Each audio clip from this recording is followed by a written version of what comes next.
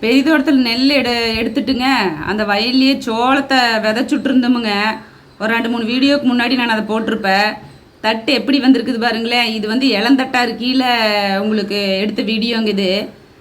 இது வந்து எந்த உரம் யூரியா எதுவுமே கொடுக்கலீங்க. சொல்லப்போனால் ஜீவாமிர்த பஞ்சகாவியா கூட கொடுக்கல. அது வாட்டில் நெல் அறுத்த காட்டில் அப்படியே சோளத்தை விதைச்சுட்டுது. கூட தடைச்செடி பாசித்தஞ்செடி ஒன்றா போட்டிருந்துங்க. ஒரே ஒரு தாவரத்தை போடக்கூடாது அப்படிங்கிறக்காக மச்சி அதெல்லாம் கலந்து விதைச்சி விட்டாங்க. இப்போ வந்து சோளக்கருது பூட்டை வந்துருச்சு. காக்கா உரிகளும் தின்னுக்கிட்டு இருக்குது. நீ தட்டை அறுக்கலாம், கருது வெட்டிக்கலாம். சோளத்துக்கு வந்து நம்ம சோள ரொட்டி சோள தோசை அதெல்லாம் சுட்டுக்கலாம் இல்லைங்க. அதுக்கு சோளத்தை கருதை அறுத்துக்கிட்டு அப்புறம் சோளத்தட்டு அறுத்துட்டு போய் மாட்டுக்கு போர் போட்டுக்கலாம் அப்படின்ட்டுங்க. நாளை காத்தால சோளக்கருது வெட்டுறதுக்கு சன வாரம் சொன்னாங்களாமாங்க. இன்னைக்கு வேற காட்டுக்கு போயிருக்கிறாங்களாமாங்க. பக்கத்தோட சோளக்காடுங்க உரம் யூரியாவெல்லாம் கொடுத்துருக்குது. அதை விட நல்லா இருக்குல்ல.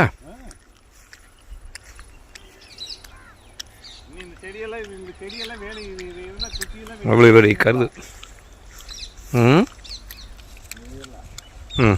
இதுக்கு வந்து நம்ம எதுவுமே கொடுக்கல. கொடுத்துருந்தா இப்படி வராது. வந்து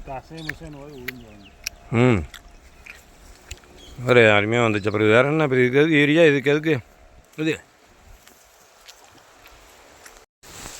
ஆரம்பத்துலேருந்தே நாய் குட்டியிலேருந்தே எல்லாம் ஒன்றா இருந்ததுன்னா பழகிக்கு பாருங்க. பூனை இங்கே படுத்துருக்குது, நாய் எங்கே படுத்துருக்குது.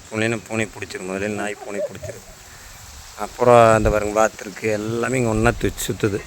இதுக்கு முன்னாடி இருந்த நாய் கட்டியே வச்சுருந்தேன். அது உடனே அத்துனா முடிஞ்சுது. பக்கத்தில் போனாலும் வாத்தையெல்லாம் பிடிச்சிருக்குது. எல்லாம் ஒன்றா இருக்கும்போது அது வந்து அதோட பழகிக்குது. இப்போது இது ஒரு இயல்பு. முதல்லேருந்து அது ரொம்ப ரெஸ்ட்ரிக்ஷன் பண்ணுற போது எதுவும் இல்லைன்னா அது வந்து வேறு பக்கம் போய் கறியை சாப்பிட்டு பழகிச்சுன்னா அப்புறம் அது பிடிக்க பார்க்கும்.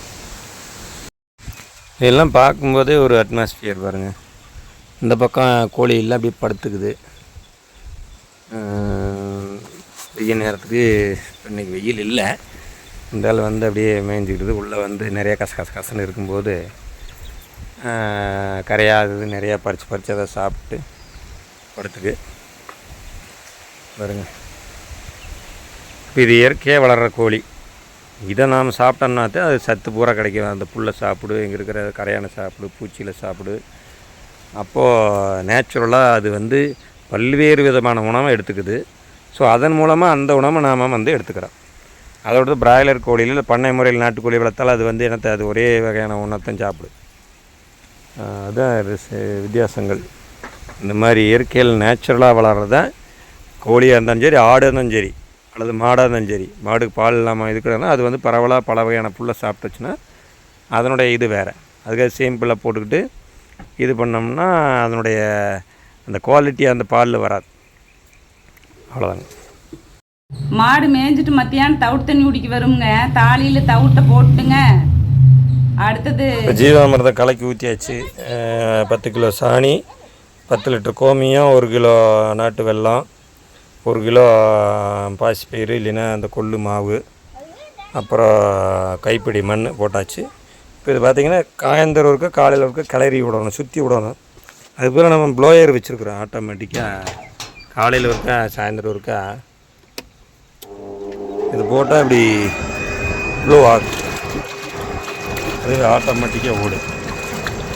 ஸோ நம்ம ஒரு வாரம் கழிச்சுன்னா 7ஆவது நாள்லேருந்து வடிகட்டி அதில் விட்டுக்கலாம்.